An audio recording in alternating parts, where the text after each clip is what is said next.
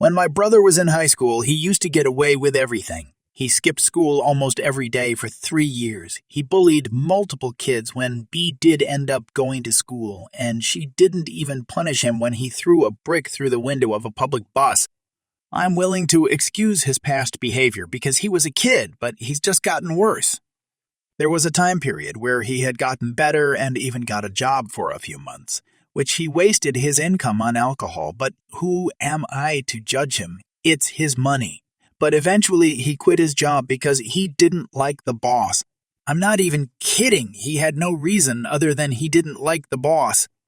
This previous year, my other brother, male 23, moved out, and we all switched rooms because I used to share the room while male 20 had his own room. Whatever. I don't care about that. My room is small in comparison to the room he's in. But they made me move out of the room I was in for the small room because he hated that they were favoring me. I honestly don't care about the size of my room, and if he would have asked, I would have given it to him. But he didn't. He threw a tantrum about it until he got what he wanted. Now, he sits on the Xbox all day screaming at kids over Fortnite and being so loud. This has been going on for years, but it's just gotten worse now. He's in the bigger room. My mom has asked him to calm down or just be quieter countless times, but he just refuses to. My mom has decided to combat this by making me do everything he should. Last month, she called me because she was shouting me and I had headphones in because my brother had complained that I hadn't taken his socks down and put them in the washer. She actually shouted at me for not doing his laundry. I told her that if he cares that much, then he could do it, but she gave me an hour lecture about how I was being disrespectful and I should do things I promised even though I never said I would. About an hour ago, she came upstairs and told us she didn't want to cook tonight, so we would have to get something ourselves, which I told her I was fine with. When he found out, he threw a tantrum and said he didn't want to and yelled from my room that if he cares that much, then he can cook, and he said he didn't know how to. And I said, well, tough, you need to learn and stop complaining. My mom told me that I could cook something for the both of us, which I said absolutely not. I'm sick of cleaning up after him and that he was an adult. He said that I don't do anything in the house and that I was lazy. He hadn't left his room in 2 weeks and hasn't done chores since he was 12. He attacked my mom with the same accusation. When I got downstairs, my mom told me I was out of line, and I blew up at her and told her that it wasn't my fault she raised an entitled man-child that I have to clean up after because he refuses to clean his room. She gave me another lecture, which turned into me making food for him. So over the weekend, my mom and her husband decided to pack everything up and move halfway across the country with everything they had bungee corded into the back of their pickup with barely any money to work with on their way near where we live. They called me, 31 male, an hour away asking to stay without warning. I said yes, since it was late, and they had no money for a hotel room and were waiting for Monday for the pawn shops to open so my mom could pawn her ring and whatever else they could to make it the rest of the way. My girlfriend, 37 female, had to take my mom's husband to the hospital at midnight since he couldn't find his asthma medicine since they packed everything every which way on the truck, and she had to go pick him up 2 hours later after being released. On Sunday, he asked me if they could stay for 2 weeks without my GF, around which I found to be very rude and underhanded of him. I told him he needs to talk to her because it isn't my decision to make. After discussing it with her, she had to talk to her mom about it. She owns the house we live in and pay her rent. She said they had to leave by the time the pawn shops close on Monday since they didn't call beforehand to set it up to stay any longer than that.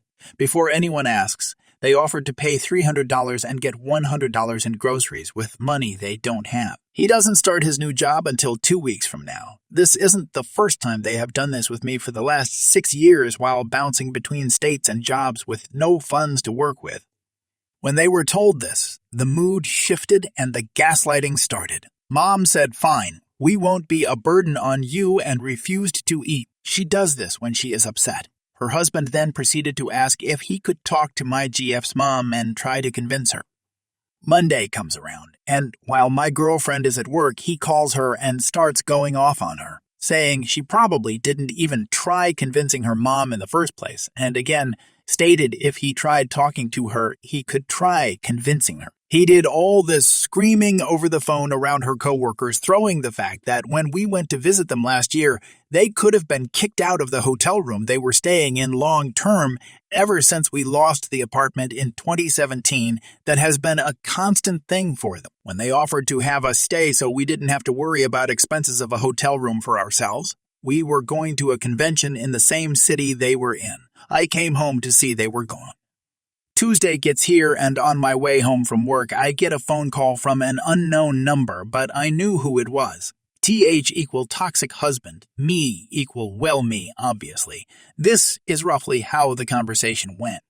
Me, hello? TH, hey, you know who this is, right? Me, yeah, I know who this is. TH, your mother doesn't know I'm calling you. Do you think there is any way you can convince her mom to let us stay there? Because we already pawned what we could, and we won't have enough money to keep the hotel room another night. Me, I already told you it isn't my decision. If she said no, then it is no. TH, well, we won't have anywhere to stay, and your mother will end up sleeping in the truck. Me, thinking in my head, yeah, and I've slept in an abandoned cemetery in the middle of December in a tent to get away from you. I'm sorry, TH, but I can't make the final call. It isn't my decision to make. TH, has your mother ever abandoned you? No. Has she always been there for you? Yes. So the least you can do is let her stay there. Me, I'm sorry, but again, it isn't my decision. And I don't appreciate you going off on my GF like a scalded dog. You had no right doing that to her.